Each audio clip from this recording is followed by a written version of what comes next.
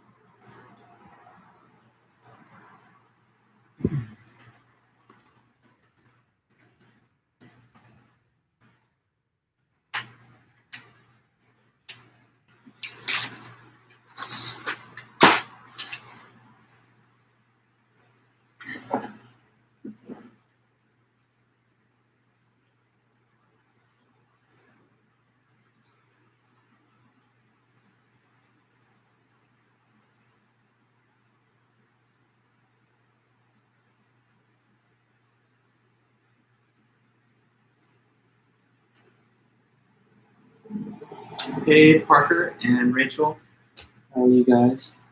Yeah, Parker, I've seen your message. It's really on whatever you prefer. If you'd like, I have a little 1-hour window if you'd like Zoom, and then if not, I'm done teaching at 3:45, and then after that I could send a message back to you. If you prefer that, then you'll just get an email response with some comments before the end of the evening, maybe not right at 3:45. But then, yeah, feel free to send me a draft if you have it ready, and I'll try to give you some of those comments. You have the Zoom? Okay, that's good. Yeah, so you have the link at 1:30 then. I'll see you there. But maybe you'll also send me your essay draft so that when I do the Zoom, I'll have it there and I can refer to it. Okay, cool. So we still have another, yeah, no problem. All right, so we still have about another minute and then we'll get going. All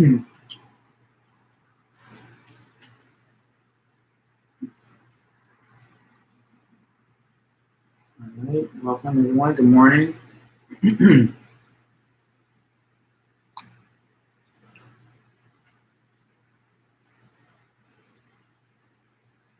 second, I'll be right back.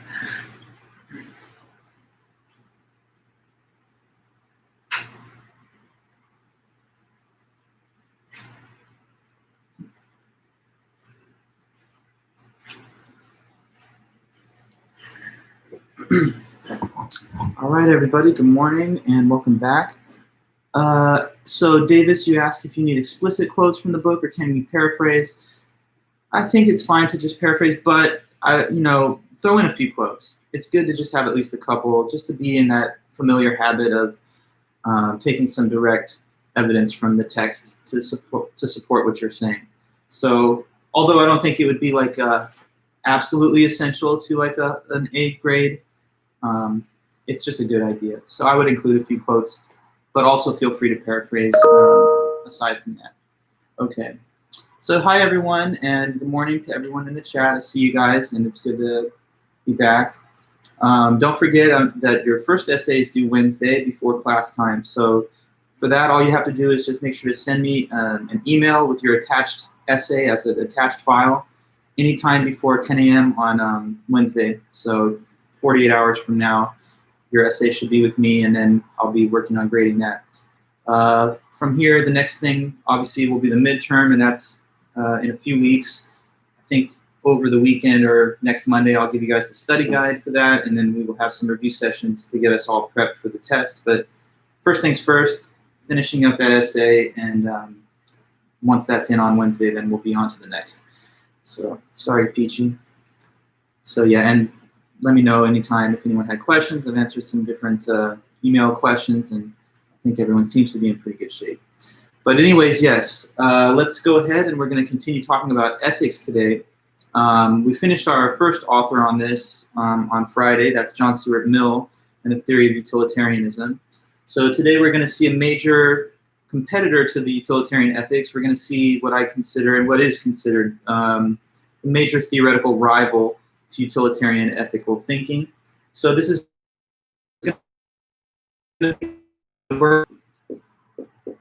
okay. So Kant is one of the big, sort of towering intellectual figures in the history of Western philosophy. You know, his name is way up there with some of the big guys: Plato, Socrates, Descartes. You know, he lived from 1724 until 1804.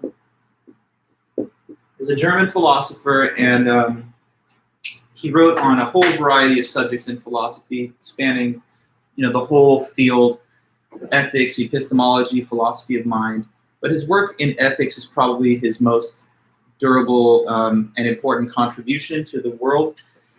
In 85, he wrote his kind of classic epic work on ethics, and it's called Grounding for the Metaphysics of Morals.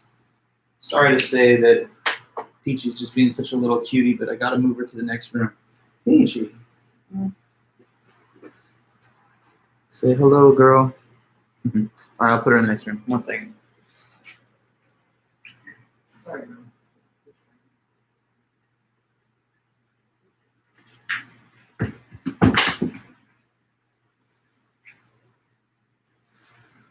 Yeah, my bad. I mean, she's a cutie, but the show must go on. Okay, so anyway, 1785. Does she have a degree? Yes, advanced physics. She's very smart. But yeah, so 1785, he wrote the book Grounding for the Metaphysics of Morals.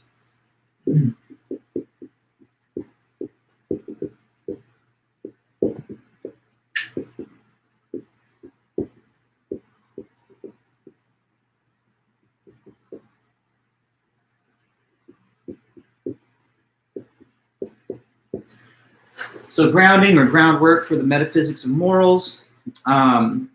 This is where he really just delivers his comprehensive theory of ethics, and we are reading some extracts from that book for today's lesson. So that's what's been reprinted in our text. Utilitarianism, that was all about John Stuart Mill and his theory. Kantian ethics is just kind of, in the field, come to be known by his namesake. So today that's the goal, to study and to learn about Kantian ethics. Now, there are people in the academy who devote like their entire career just to studying the work of Kant, since he's written volumes and volumes and he's highly respected. So, I mean, for me, my goal is to just give you guys the biggest kind of basic crash course on this material that you can. Certainly in a 1 hour period, there will be some details that are left out, but I'm going to try and give you guys a nice solid handle on the work of Kant, and some of the details we can leave behind. All right, so Kantian ethics, Immanuel Kant, this is his lifetime. This is the date of the publication of the text that we're about to study. Okay, now, the first major difference, so I want to start by trying to tell you guys about differences between utilitarian style ethics and the Kantian system. Utilitarianism, which you guys now all know, is the view that, morally speaking, the right action is whatever will create the greatest amount of overall happiness for the greatest number of people. So, like, as we've learned in utilitarian thinking, if you have a set of options, you're supposed to evaluate which of them would lead to the greatest amount of total happiness for all affected, and whichever one that would be a morally obligatory action. Because the goal of utilitarianism is to promote the greatest amount of happiness for the greatest number of people. They say that we should do that because happiness is the only thing that we pursue as a goal anyway, so maximizing it seems to be the correct moral principle to live by. But this is now Kant, and Kant takes a much different framework and standpoint. So utilitarians are all consequence-based ethicists. They say that what really matters to the morality of the action are the results that come from it. In other words, the consequences. If they're good, then it's a good action. And if the consequences are bad for overall happiness, then it's a bad action. So that's utilitarian thinking, which is a kind of what they call consequentialism, just a piece of terminology. Utilitarian ethics belongs to the consequentialist family of ethical thinking. And consequentialist thinkers say that, like, if a person commits an action and some time passes, those consequences that come from it, which I'm just trying to diagram here in this crude little illustration, that's what matters to the utilitarian. The letter C here at the tail of the arrow, which is highlighted, I'm just using that to stand for the consequences that will follow from what one does. And to the utilitarians, that's the whole thing. You focus on those, and if those are going to be good for overall happiness, then that's a good thing to do. Otherwise, it's bad. But Kant is not a consequentialist, so none of this holds true for Kant. In the Kantian ethical system, the number one thing that you're supposed to be focusing on ethically is not the consequences, but instead the will that you have when you act, the intention that you bring to the act. So Kant says, try your best to act with a good will and a good intention. And if you do that, then you've done nothing wrong and your action is morally permitted, even if the consequences themselves don't work out particularly good, okay? So instead of it being consequence-based, for Kant, it is intention-based. So a different little diagram suggests itself. The arrow is pointing and looping back to the person's own head, and I'm drawing the letter I inside there to stand for the intention that they formed when they committed the act. So if you acted with a good will at the outset, then there's nothing morally wrong about the action, even if the consequences turned out, unfortunately, not so good. And on the other hand, if you acted with a bad will, then even if the consequences somehow played out favorably, in that case, you're still doing something wrong. So the consequences can neither vindicate an ill-intended act nor corrupt a well-intended act. It's all about the intention. And the intention is formed prior to the action itself and the results. So consequentialist utilitarians look forward to the results. Kantian ethicists tell us to look back towards the intention the individual had at the point of action prior to the results. So I sometimes tell this little example or scenario to just get your mind focused on some of those big structural differences between the two theories. So let me just offer you this one throwaway little random hypothetical case. So say you were driving somewhere and you noticed that there was one vehicle off to the shoulder with a motorist inside that looked like they were needing some help, and you're a good Samaritan type. So let's suppose that you just pulled over to see if you could help. Now, when you get to the car, let's say you walk up towards where their driver is seated, and they're in their car alone, but they're unconscious. They're not responsive to you. You're trying to get their attention. Hello, how are you? Are you okay? Do you need anything? And they're just not able to respond because they are unconscious, but they're alive. Now, nonetheless, let's suppose that you look to the front of the car and you see there's a little damage there. It's taken a little damage, and maybe there's even a slight amount of smoke that's emanating up from under that hood. So now you're thinking some thoughts of concern for our motorist. You're thinking, could their car be caught up in a fire if the flames under the hood expand? Could they die or be injured from smoke inhalation or burns? I don't want that, but they can't respond and they can't help themselves. So since no one else is here yet and there's no paramedics or anybody, let's suppose that you, out of the best of intentions, decide to gently move them from their car driver's side and lay them out on the side of the road safely off some distance away so that in case the car catches fire or blows up, they won't be in it, all right? So you do that trying to help them and protect them. Suppose that a few moments pass and now there are some first responders arriving to the scene. And one comes up to you, paramedic or whoever, and says, hi, how do you know this person? What is the situation? You say, well, I don't know them. I'm just a stranger, a passerby. But I could see that they might need help, and that's why I decided to pull over and see what I could do. Then they ask you this. So I see they're laying out on the ground. How did they get there? When you came up, were they already on the ground? And you say, no, actually, they were still in the car. The thing is, I just took it upon myself to move them from the car because I was worried that it could, catch fire. You see some damage to the front of the car, so that's why I moved them. Now, suppose the paramedic person's a little irritated and they say, but come on, you don't really know what you're doing. You probably should have just waited because the thing is, you don't know the extent of the person's injuries. Suppose right now they have like a spinal injury or something, and if you move them without a proper gurney and a neck brace and you don't properly immobilize them, then that could actually cause the vertebra to be severed, and they may have paralysis after that. So did you know that? And you're saying to them, no, I didn't know that. But what I thought was that I was just trying to help. I don't want them to take on any worse injuries. That's why I moved them. So suppose that as it turns out in our hypothetical case, unfortunately, yes, you did cause a worse injury just by intervening.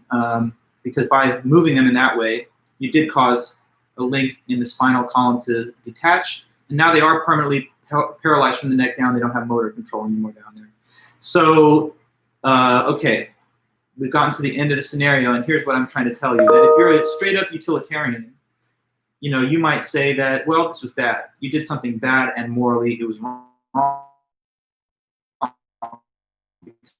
Look at the consequences that came because you took an action and intervened. This person is now paralyzed from the neck down. And if you had not been there at all, and the paramedics would have just arrived without you, then they would have that full motor control and all the happiness that comes from that throughout the remainder of their life. So on a utilitarian basis, this was not a good thing and this is wrong.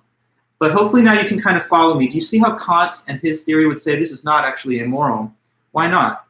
Well, because although the consequences played out very unfavorably, the intention that you had was righteous. You just wanted to help a person. There's no ill intent. There was no desire to bring about harm. Quite the contrary, to protect them against harm. So the will that you had when you acted was pure and good. And since you had a good will, the negative consequences don't affect that at all. So to Kant, who judges you based on the will behind the act, this was not wrong or even morally good. To a utilitarian who's only focused on the results were bad, so the act was bad. It's consequence-based. You see that difference? Now, the other opposite case is also possible. Suppose someone acted with a bad will and it produced good consequences. Like a little kid sees two people running, he assumes they're jogging, for exercise. And suppose he's just a troublemaker and he wants to fire off a slingshot at one of those runners to hit him in the head. So he fires a slingshot, he hits the runner that's running behind, causes the person to fall over. And he thinks, haha, that was funny, I hit somebody. Trying to cause mischief, right? But suppose that the runner who was the front runner sees the kid, runs up, sees him, and he says, hey, thank you, oh my goodness. You're such a hero, young man. I mean, I know that you could tell that I was screaming for help as this person was chasing me down, threatening to kill me and rob me. And you just at that exact moment fired the slingshot that allowed me to escape. So if you didn't do that, I might be dead right now or whatever. So, wow, you're such a good person. Now, look, in this case, the kid had not a good intent. They just wanted to cause harm. And in the end, they actually did something that inadvertently was for the best, because it would have been way worse if they didn't so act. But yet they didn't do something morally good because their intent was not good. So that, I guess, gives you a window into the thinking of Kant. An act with a bad intention cannot be vindicated by positive consequences on a moral level. And an act with a good intention cannot be corrupted morally by bad results. So it's a different way of evaluating the morality of actions, not to look at the way that they play out in terms of consequences, but the will that one brings. Now, who does something good with bad intentions? That's what I've mentioned, Stephen. The slingshot guy, I guess, prevented murder and theft, but he did it just to, he didn't do it for that reason. He did it because he thought he was hitting a jogger in the head and just to be funny. So that would be bad. It's a bad intent, so it's a bad action based on the bad will and bad intent, regardless of the positive outcome. That's, good, Stephen. So now there's more detail to give, though. If I just left it at that level, you might say, hey, Kant, pretty straightforward. Just do the right act with a good will. It sounds easy enough, but the thing is, no, don't worry, that was a good question. But the thing is about Kant, he has a lot more specific detail about what he thinks the good will specifically is. It's not just left to our everyday informal understanding of it. So let's try and take another step forward and dig into his work a bit more. So right at the beginning of the text that we have, he discusses this important principle. He says that the good will is the only thing in the world that is unconditionally good. Okay, so let me put that here and we'll explain. The good will is the only thing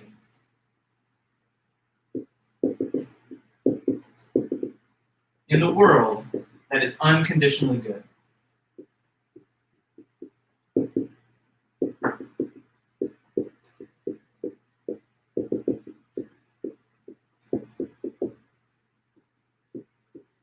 The only thing that is unconditionally good. So what he means by that is that all other traits or attributes that are often thought to be desirable are not unconditionally good in and of themselves. They're only good under certain conditions, but not others. Unlike the goodwill, which is always good no matter what. So to understand the point, let us consider what are some desirable qualities that are usually the subject of moral praise. These are the type of attributes, character traits that if one has them, that usually is the subject matter of someone saying, that is good morally that you have that quality. So, okay, Parker, you're starting off with loyalty. Good. Loyalty, the kind of person who will not betray you or backstab you, but you know you can count on them to be at your side. So loyalty is usually thought of as good. Sure, let's keep going. What else? Traits, qualities that are often thought to be like parents would be proud of their kid if they had these qualities. So loyalty could be one. Honesty, sure, honesty, trustworthiness. Honesty, the kind of person who will speak the truth and tell you what they really think instead of trying to deceive or exploit. Patience, okay, good. The person does not become too irritated or annoyed with others or with situations. They're able to maintain a calm, steady demeanor. Forgiveness, yeah, the kind of person who will not hold grudges but is willing to allow others to restore good relations with them. Selflessness, yes, for sure. Not being overly egocentric and taking a concern with others. Let's see. How about I'll try and get a few more out there by suggesting some thoughts. What is it when one person, they're not scared, they're willing to do what it takes to accomplish something they set their mind to, instead of backing down when it's dangerous or something, they're willing to take those risks and face dangers to do those things. Like that quality is what? Bravery or courage, yes, good. I see there, Ivan, you could give driven. So driven, kind of like what? Dedicated, the kind of person who sees their goals through instead of just giving up at the first hurdle or obstacle. Resilient is very similar to being determined, so, dedicated, determined, kind of similar ideas. How about this? What about the type of person who makes friends quite easily? Everyone seems to like them a lot. They're enjoyable to be around. They're a pleasing kind of personality. We would say, what is this sort of feature? Outgoing or charisma? Yeah, charismatic or witty, sociable. So I'll just say charisma to sort of cover that range of possibilities. Here's one that we haven't put up there that I think is quite important. Now, this might not be considered a moral attribute, but maybe more intellectual. Are there any intellectual talents or just very general description of an intellectual talent that is thought to be a good thing? Can't lose sight of this. It's generally a good thing if one is smart. Yeah, intelligent, pretty much. That's good. Intelligence, a person's intelligent, that's often, thought of as good. You'd rather have intelligence than to be just an imbecile or whatever. Thoughtful, yes. Let's see. So we have honest, patient, dedicated, courageous, charismatic, intelligent, determined, selfless. And let me put a few more on there because Kant mentions these also. So he also includes in the list like gifts of fortune, which are not necessarily moral or intellectual abilities, but they're still thought to be good. So for example, like wealth, you'd rather have some material wealth and financial security than to be poor or in poverty. That's usually a good thing. And then also power. You'd like to have some power rather than to be powerless and not capable of affecting any of the outcomes that you want. And then finally, I'll end with this one, happiness. Happy. Now, happiness was the major item for the utilitarians. They placed a lot of emphasis on that. They said happiness is the be-all, end-all. We're all pursuing our happiness, so let's make more of it. And that's the whole ethical system of that theory. But now here's Kant, and here's what Kant's going to tell you about all this stuff here. Everything on this list, or I should say, none of the things on this list are unconditionally good. Any of the things here can be good under some conditions, but they can also be bad and harmful and destructive if they are found in the wrong kind of person. Okay, so basically, there's a situation where having intelligence or dedication or courage could actually be a bad thing. Okay, so let's start maybe with intelligence. Can you think of, like, intelligence is often good, and we should try and strive to be as wise and intelligent as we can be, but what type of person maybe would you say, well, this is one type of person who I would prefer doesn't have all that extra intelligence. When and in what type of case could intelligence actually be something scary, dangerous? Okay, so you're saying building atomic idea is if a person has an evil will, if the person has bad intentions, and they're wicked with those intentions, then their intelligence is just going to equip them to make them a more potent threat, right? Now, having a genius can be a good thing if what? If it's a good person with a good will who has that genius intelligence. Then they're going to use it for the right reasons, and it'll be a fine thing, and all it will do is good.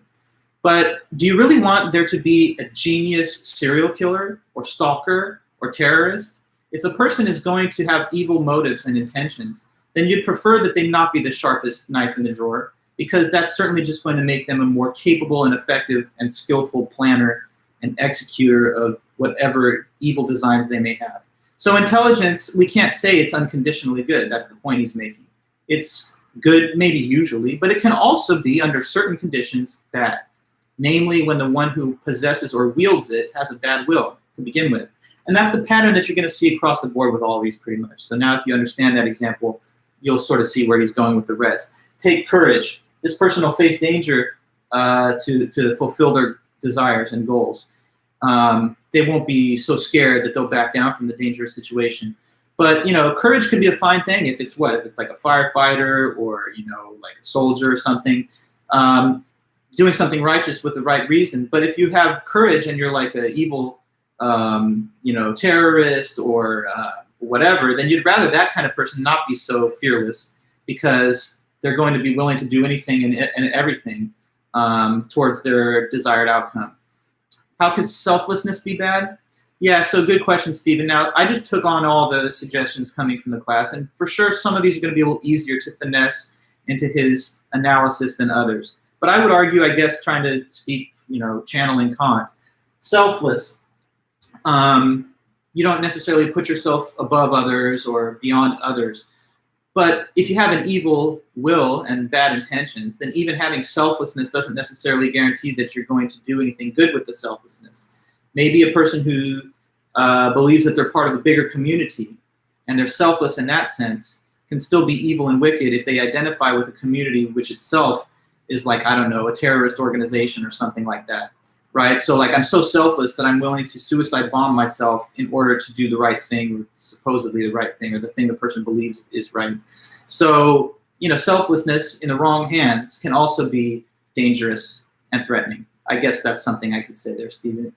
And then, you know, dedicated. If the person's trying to build a bomb or something, you'd rather that they not be so dedicated and just a little more lazy than that. If the person's charismatic and everyone wants to be their friend, then you don't want it to be like, you know, an evil mastermind or a terrible, wicked person winning allies to that cause. Wealth and power, that's pretty easy. You know, if a person has wealth, that of course gives them the power to do more in their life. And if they're a good person with a good will, then that just gives them a platform to do more good. But if they're evil, then the wealth they have is a further source of power that enhances their capacity to do bad. Power itself, you know, if a person with a good will has power, that's what we should want. But if it's like Hitler with power, someone really evil, then you'd rather that person doesn't possess so much power. So power can be good, it can be bad. Same with wealth, same with all the other things. Finally, we get to happiness. And Kant himself kind of saves that for last.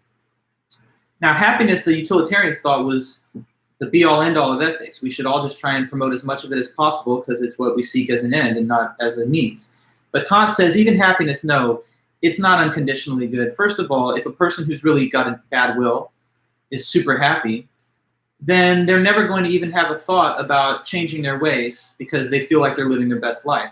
So happiness can, in fact, dull a person's appreciation of being a good person if they find themselves happy even in the presence of a bad moral record.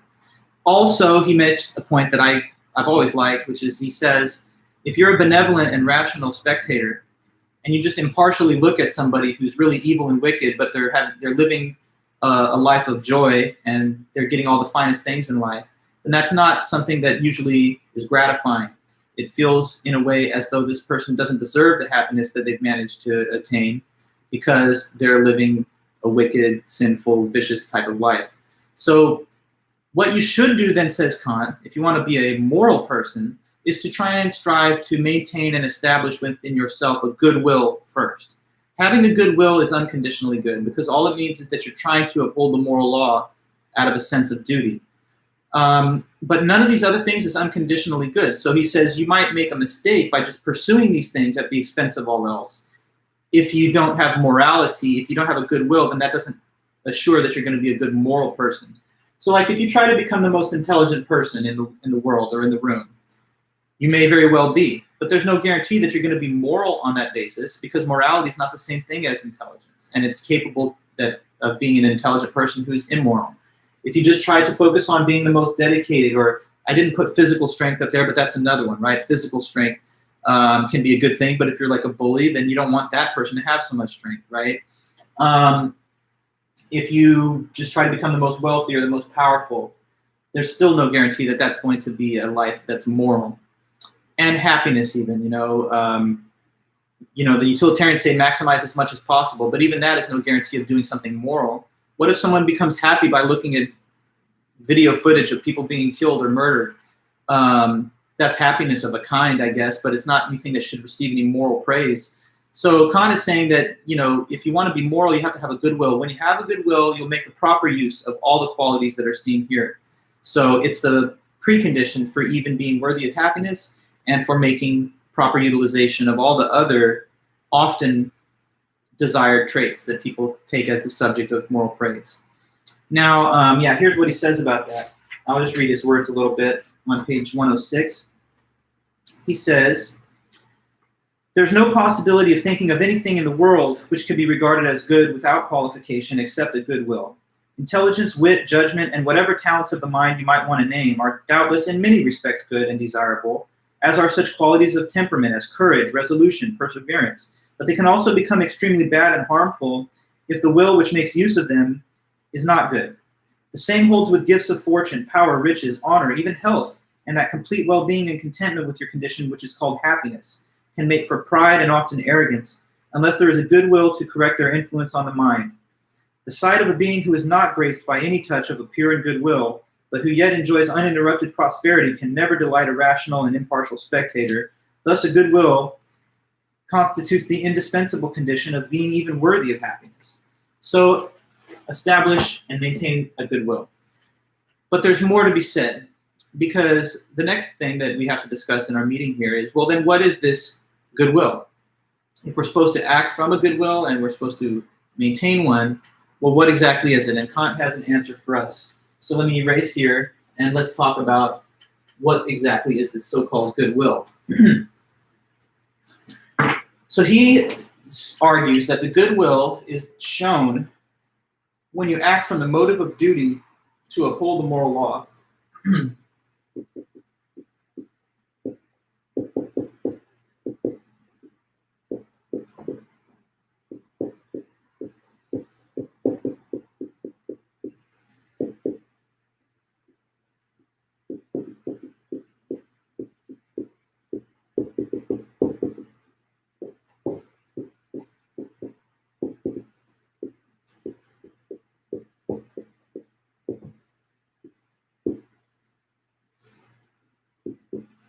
So that's what it is to act with the goodwill, to act from a motivation of duty to uphold the moral law. Now, about the motive of duty, Kant says that the motive of duty has to be distinguished from the motive of inclination.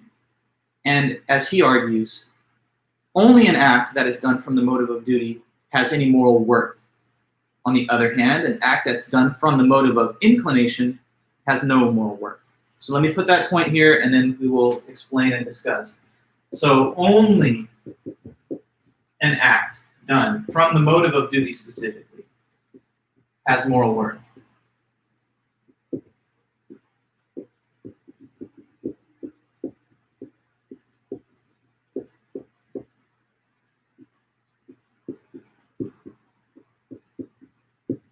Side by side with that, an act done from the other motive of inclination has no moral worth.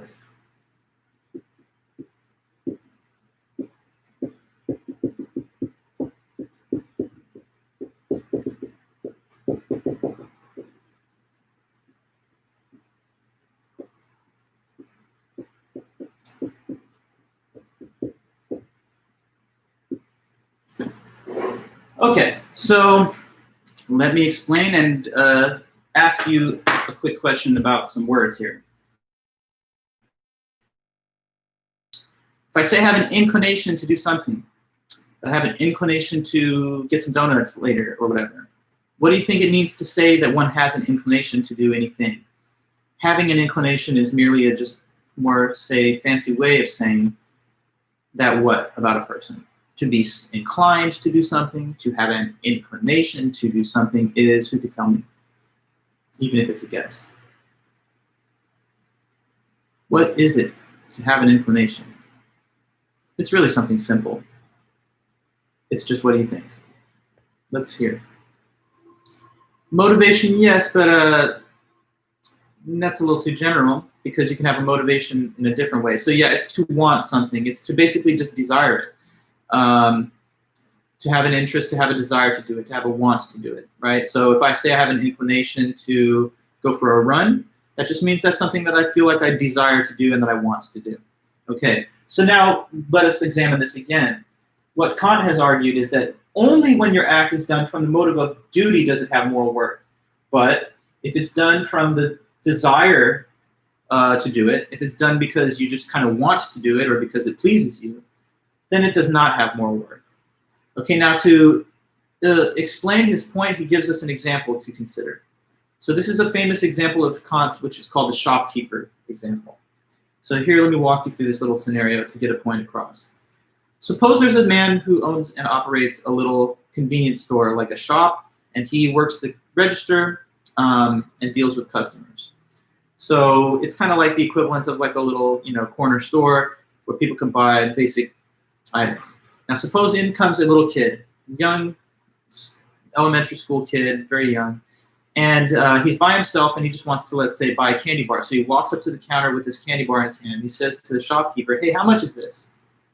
Now, let's go into the head of the shopkeeper when the question gets asked. Shopkeeper hears this question, how much is the candy bar?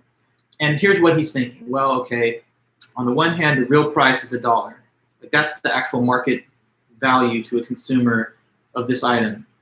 So that's the fair price. But he's a little kid. He doesn't know anything. I could easily gouge the price. I could inflate it to like $3, and he would not know the difference. He would still pay it.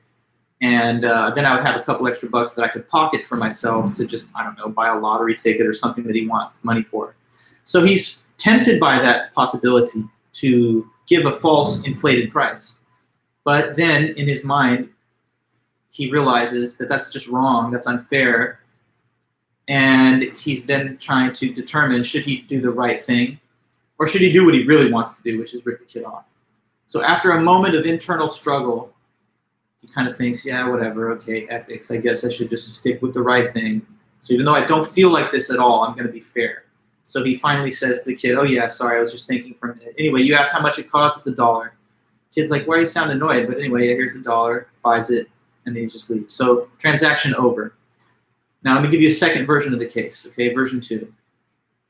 Same kind of initial setup. You got a shopkeeper and a kid walks in, wants a candy bar, comes to the counter, says, "How much is this?" Now suppose that the shopkeeper, this is a different type of shopkeeper. He, with no hesitation, he's like, "How much is it? I'm glad you asked, it's $1. And the reason I'm just telling you so quickly is because I love fairness, I love children, and it just feels good to be nice.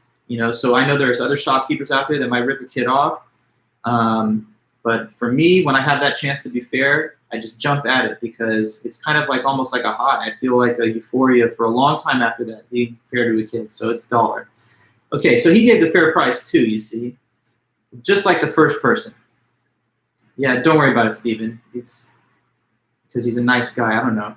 Anyway, so in the example, there's two different kinds of shopkeeper. Now tell me about the first one. What was the motive of the first one? Duty or inclination? The guy that didn't want to do this, but he kind of forced himself to do the right thing by like a deliberate act of will. Was that duty or inclination that motivated our first shopkeeper? You can tell me.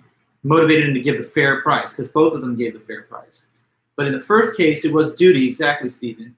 He recognized that that was his moral obligation. He didn't feel like living up to the obligation, but he made himself do it anyway because he recognized that doing otherwise would violate the moral law.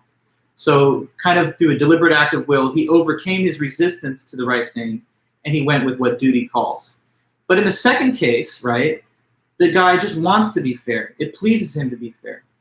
And so he did it, but he did it because it felt good. And that means he was inclined to do it anyway.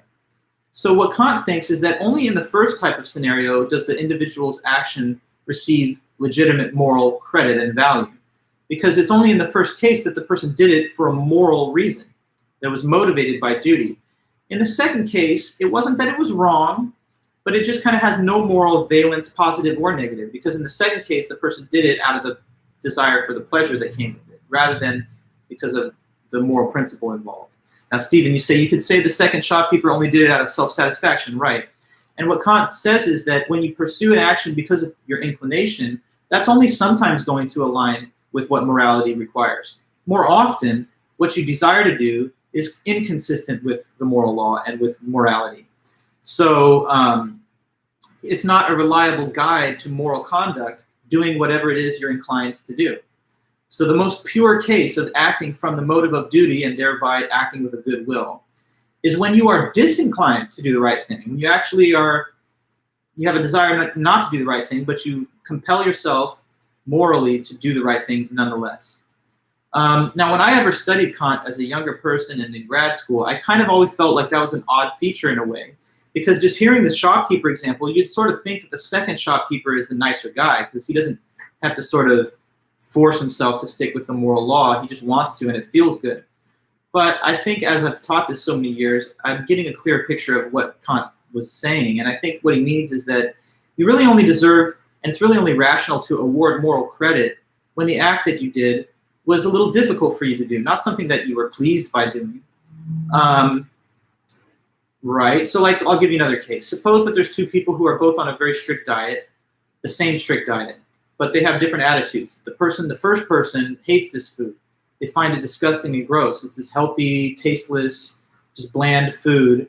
But they're doing it because they want to stay healthy and fit or lose some weight, and they recognize that duty and obligation to their health.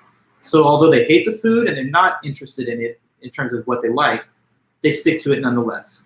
Now take the second person who's eating the same diet, but the second person has a totally different palate. The second person loves this type of food and would have it no other way. They simply dislike fatty foods, sweet foods, fried foods, salty foods, foods with high fat, cholesterol, whatever. And so to them, these macrobiotic, super foods that they're eating all day, it's just a delight to them, and it's their favorite meal. Now, out of those two people, who do you think would legitimately deserve praise? Like, good on you, good job for going with that diet. Moral praise is only given to the first individual because this is something that they are not inclined to do, but they're still making themselves do it because they know it's right. In the second case, you would never give a person praise for eating their favorite meal. If your favorite thing to eat is pizza and you're eating it, I'm not going to say, you know what, good job. I know you're doing the right thing, because you already want to do it. So when you feel inclined to do the thing that morality requires, it kind of is no longer done on a moral premise. That's why it takes it out of the space of thinking about it on moral principles, and it just becomes an act that's done for inclination's sake alone. And so Kant does argue that when you act from the motive of duty, it's the most pure case of exhibiting a good will. Would a doctor receive moral praise when they save a patient's life? Well, Ivan, let me think. They save a patient's life in the discharge of their medical duties, and it's sort of complex, because in that case, I think that their moral obligations and then the obligations of their profession kind of overlap. Now, if they don't like what they're doing, but they're doing it because they recognize that they have an obligation to do that, that's fine. But it's a little complicated because nobody's really obligated to be a doctor in the first place. I suppose that then there are obligations that arise from becoming a member of the profession. And then your question would simply depend on the internal characteristic of the person's will. When they are performing these duties medically, are they pleased by what they are doing? And that's the motive? Or are they the kind of person who just finds no pleasure in this, but recognizes that it's a good thing? Now, I find most people that are in the medical profession, some anyway, do it because they really want to help people, and some just do it because they want to have a very well-paying, high-salary job. So it's a kind of complex gray area question you give there. But I would say that when they save the patient's life, yes, they should receive moral praise in my everyday, according inclination or not. If they are so inclined, then no. And if they are not so inclined and they do it anyway, but not merely for the desire of the profit, rather because they know it's a morally obligatory action, then yes, they should get the praise. Okay. Yeah. So let us say a little more, because the last question that still remains for us, which is a big one hanging over this whole discussion, is what is this moral law, though?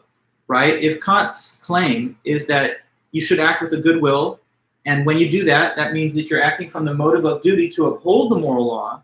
Well, we would like to know then, what is this moral law that we are called on to uphold from a sense of duty? And how could we possibly discover what it is? Kant does say there's a moral law, and he argues that it's objective, that it's universal, unchanging, that it's timeless.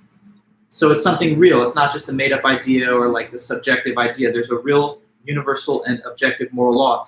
And he thinks that we discover that moral law by using reason. Okay? So reason is something unique to human beings. It's the only way that you and I can, for example, have this lecture meeting, that we can open up a book, read it, that we can think about physics, astronomy, mathematics, chemistry. The rational animal that we are doesn't just live, eat, sleep, and reproduce like those lower animals. I mean, we do those things too, but we also have this higher source of reason, which gives us way more knowledge of the world and our place within it than other animals have. So reason, Kant believes, is something that either is God-given or naturally evolved, but wherever it comes from, we have it. It can unlock objective truths, and he thinks that the same source of reason that can discover how to split an atom, or that can understand geometric facts, can also discover the moral law in all of its objective reality. When we use this reason, either God-given or naturally evolved, to think about the moral law, he says that we will do so through the consideration of this rational principle, which he calls the categorical imperative. So the next little point to close this discussion of Kant is a quick summary and analysis of the categorical imperative, a famous concept of Kant's ethics. Okay, so Kant's categorical imperative. This fancy sounding term is just the label Kant gives for the procedure that you will use to determine what the moral law requires and forbids you from doing. Now, there are two versions to this categorical imperative, which are kind of interchangeable, but they look different, at least on paper, at a first glance. So I'm going to start with version 1, which admittedly has a little more of a complex appearance initially. But once we give some examples and discussion, it'll seem pretty simple, I think. And then after that, we'll just have to take a few minutes at the top on Wednesday to talk about version 2. Okay, version 1, which I'm putting V1 to signify that, of the categorical imperative. Again, this categorical imperative is, he thinks, the thing that reason reflects on in order to gauge what the moral law is. So the first version says this. Bear with me as I write it out. It says, act always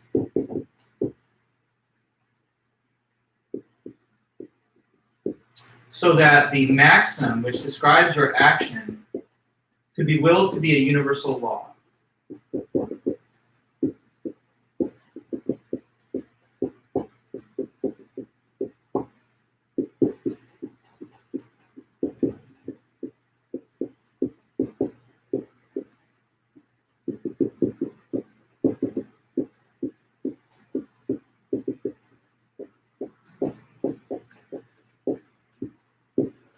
Okay, so that's the first version of this categorical imperative. Act always so that the maxim which describes your action could be willed to be universal law. For us to think more deeply about this, we have to consider the term maxim that's built into that principle. So maxim is just kind of a word which refers to a person's personal policy or principle of action. So it's basically a little statement which says what action you would do under certain given circumstances. So that means that the maxim can actually be shown as having a certain form. This is categorical imperative right here. So here's the form of a maxim. It's a statement along these lines. I will do some action, and we're just going to call it X to stand for whatever the case may be. I will do X in circumstances, and we're going to label the circumstances C, again as a placeholder for whatever the circumstances of the case may be. Now, every time you do something on purpose, deliberately, intentionally, there's a maxim associated with your action. And the maxim just says what you're doing and what the circumstances are that caused you to choose to do it. So like, for example, right now you're watching this philosophy lecture. So I could associate a maxim with your action here. It's basically, I will watch the philosophy lecture. That's what you're doing. Now, what are the circumstances that led you to do so? Like, what is your policy? I'm not saying my policy or the school policy, but your personal policy of attending lectures. I'm not going to spend too much time on this because we're running short in the hour, but let's suppose it's something basic, like I will attend a lecture if the lecture is scheduled and I'm able to attend.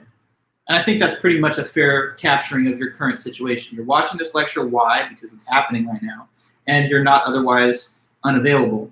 So I will watch a lecture if it's happening and I'm capable of being there. Okay, now when you convert the maxim to a universal law, you simply restate this as a universal statement. So the universal law version of the maxim becomes this. All people will do that action X in like circumstances, C. So your maxim of I will attend the lecture when it's happening and I can becomes this universal law. All people shall attend their lectures when those lectures are happening and when they are capable of attending. If that were universalized and that were the universal law, there'd be no problem with that.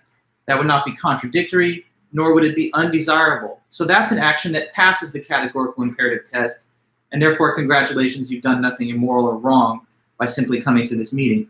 But it's more interesting to think about the actions that fail this standard test. And so I know we're ending now, but I'll just quickly throw one out, and then we will wrap this up with a few moments at the top on Wednesday. But suppose someone's waiting in a long line, and when you're waiting in a long line, if you're like me, sometimes you can get impatient. You don't want to be at the back, but there's other people, so you gotta wait. Nonetheless, suppose there's some person in a long line, and here's their thought. I want to cut. I want to get to the front. Now, what's the maxim of the cutter? It is, well, I will cut in line. In what circumstance? When there is a long line. Okay, I'll cut when there's a long line. That's the maxim. That's their policy. But imagine that that's a universal law. What does the statement then become? All people will do what? Will cut the line when there's a line. Now, is that possible for all to do? No, because if all do that and not just one, then there's no longer a line to cut. It just becomes a mob of people rushing towards the entrance, and no longer is there any kind of orderly line. Furthermore, does the cutter want everybody to do the same thing? No. Even the cutter, he or she, does not want everyone to do the same thing they're doing, because if the universal rule was that all of them cut, then what would happen to the cutter's position when they cut in front? Everyone would cut in front of them, and then they would gain no advantage over them. So the cutter actually wants everyone to follow the rule, so that by breaking it, they can exploit and take advantage over the rule followers. Therefore, it's reason itself which is telling the so-called cutter that what they're doing is bad and wrong, because they're doing something which they recognize, if they just thought about it rationally, cannot be done by everybody. So I'll just end with this summary statement, and then, as I told you, we wrap it up at the beginning next time. The first version of categorical imperative then essentially says it's only morally okay to do actions that it would be possible for all to do alike, and not undesirable for all to do alike. So if you're ever going to do something and you recognize it would not work if everybody did this, that means you're doing something wrong. And it's reason itself that's telling you that. So it's guidance morally that's coming from within your own kind of God-given reason rather than coming from some external source. But all right, guys, we'll say more about Kant, but I appreciate your attendance as always. Yeah, I hope you guys are doing well and that you have a good time writing your essays. Let me know if you have any questions or anything at all you need between now and Wednesday. But until then, I guess I'll let you guys go, okay? So have a great day, and hope you have a nice week. I'll see you back on Wednesday then. Thank you. Sorry, Parker, you asked what time? It's 1:30 p.m., Parker. Okay, thanks everybody. Have a good one.